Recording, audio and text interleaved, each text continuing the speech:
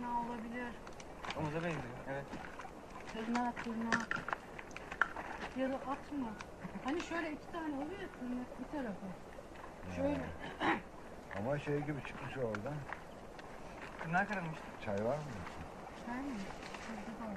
Çıkar ama artık bitti. Çay demeyeyim ya.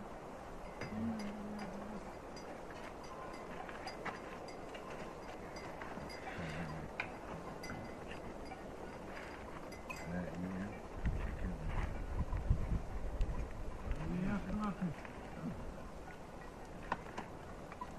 Üşüyormuş. Ateş yakmak. Allah'ım yarabbim ya. Ateş oynama hoşuma gidiyor tabii ya da üşüyorum.